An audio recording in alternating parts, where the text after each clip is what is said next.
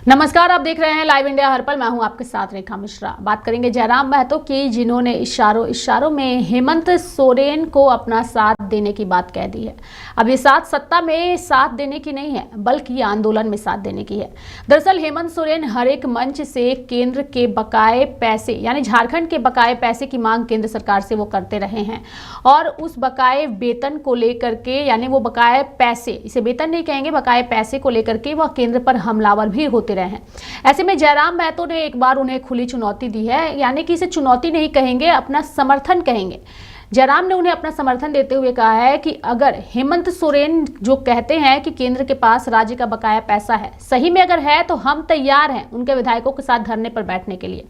JMM के विधायक आए, हमारे साथ धरने पर बैठे, हम केंद्र के साथ पैसे लेने को लेकर धरना देंगे और अगर वो वाकई झारखंड के पैसे हैं तो उन पैसों को हम लेकर भी रहेंगे।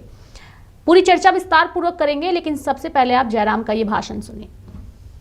अगर माननीय मुख्यमंत्री को लगता है कि केंद्र के माध्यम से उनका बकाया राशि है, तो मैं एक विधायक होने के नाते उनका समर्थन दूंगा। उनके जितने भी विधायक आजा धरने पर बैठे, आइए बीसीसीएल का ताला बंद करते हैं, उससे मुख्यमंत्री अगुवाई करे, उनके तमाम मंत्री धरने पर बैठे। आइए जहां से कोयला निकलता है झारखंड राज्य में, मुख्यमंत्री को कहिए भाषण देने की आवश्यकता नहीं, आप धरने पर बैठ जाइए, एक भी कोयला झारखंड का बाहर नहीं जाए। एक विधायक होने के नाते मैं मुख्यमंत्री के साथ खड़ा रहूंगा। अगर झारखंडियों को हक नहीं मिलेगा, हमारा कहना है कि अगर हमारे ये कहाँ का विकास हुआ कि हमारे चमड़े से आप ढोल बजाएंगे, ढोल की आवाज कोई और सुनेगा, हम दर्द में रहेंगे, तो हम उसका पक्षधर बिल्कुल नहीं है। अगर कोयला उन्नति का पैमाना है तो उन्नति हमारा भी होना चाहिए। पीएम हेमंत सोरेन अगर इस पर पहल करते हैं और कोई आंदोलन तैयार करते हैं, जैसा कभी बंगाल की मुख्यमंत्री स्ट्रिक्ट रहती हैं, तो एक विधायक होने के नाते उनका हम विपक्ष में होने के बावजूद समर्थन करेंगे। अगर माननीय मुख्यमंत्री को लगता है कि केंद्र के माध्यम से उनका बकाया राशि है, तो मैं एक विधायक होने के नाते उनका समर्थन दूंगा। उनके जितने भी विधायक आजा धरने पर बैठे, आइए बीसीसी। तो जयराम महतो को आपने सुना, जिन्होंने हेमंत सोरेन को अपना ऑफर दिया है और कहा है कि सही मायने में अगर केंद्र के पास बकाए पैसे हैं तो मैं तैयार हूं उन पैसों को लाने की पहल के लिए। यानी कि जेएमएम के विधायक आए, धरने पर बैठे और हम धरना देंगे और केंद्र पर दबाव भी बनाएंगे और वो हमारा वाजिब पैसा है तो हम लेके भी रहेंगे। अब हम पूरी खबर और पूरा मामला दर्शकों को बताएंगे कि आखिर ये कौन से बकाए पैसे की मांग जो है वो लगातार हेमंत सोरेन की ओर से की जाती रही है और केंद्र ने इसको लेकर के क्या जवाब दिया है। दरअसल झारखंड सरकार के भू राजस्व विभाग ने इस मामले में जो कोयला कंपनियां राज्य में खनन कर रही हैं और जमीन का अधिग्रहण कर रखा है, उनसे बकाया वसूली के लिए कानूनी कार्रवाई करने की तैयारी कर चुकी है। इससे संबंधित एक चिट्ठी भी जारी की गई है। पार्टी के वरिष्ठ नेता कुणाल सारंगी ने राष्ट्रपति से इस मामले में हस्तक्षेप कर झारखंड को न्याय दिलाने की मांग की है। यानी कि झारखंड सरकार और केंद्र के बीच बकाया 1,36,000 करोड़ रुपए के मुद्दे पर तनातनी जो है वो बढ़ गई है। राज्य सरकार कोयले की रॉयल्टी और खनन के लिए झारखंड में जमीन अधिग्रहण के बदले केंद्र से 1,36,000 करोड़ रुपए की मांग कर रही है।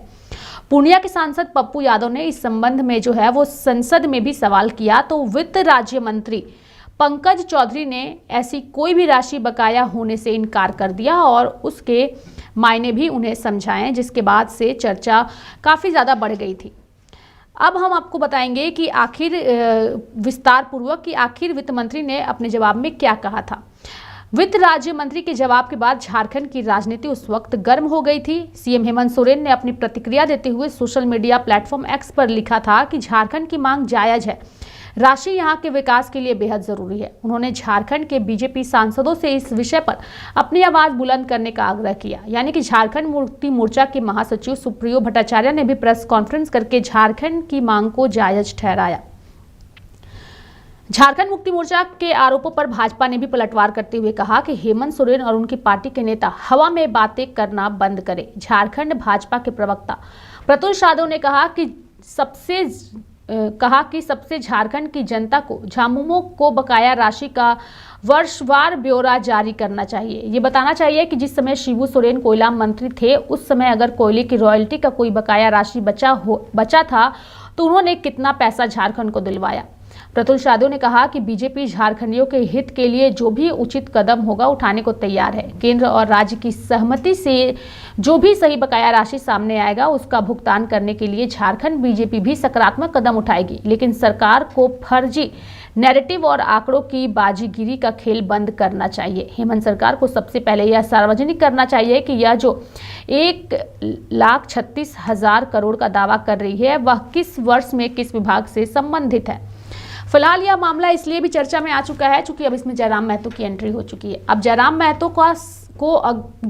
का साथ अगर हेमंत सोरेन को मिलता है तो आप समझ सकते हैं कि यह मामला कितना ज्यादा तुल पकड़ेगा। क्योंकि झारखंड की राजनीति में जयराम महतो किसी भी मुद्दे पर अगर अपनी प्रतिक्रिया देते हैं तो वह मुद्दा बेहद गंभीर हो जाता है और उस पर न्याय मिलने की जो संभावना है वो बढ़ जाती है। क्योंकि ये मुद्दा काफी लंबे समय से हेमंत सोरेन उठाते रहे हैं। चुनाव से पहले ही, यानी कि जिस वक्त वो चुनावी भाषणों में जाते थे, कार्यक्रम करते थे, उस दौरान भी इस मुद्दे को उठाते थे और केंद्र पर हमला बोलते थे और कहते थे कि झारखंड के साथ सौतेला व्यवहार केंद्र सरकार करती है और झारखंड के बकाए पैसे को देने से कभी हमेशा इनकार करती है और देने को कभी तैयार नहीं होती है।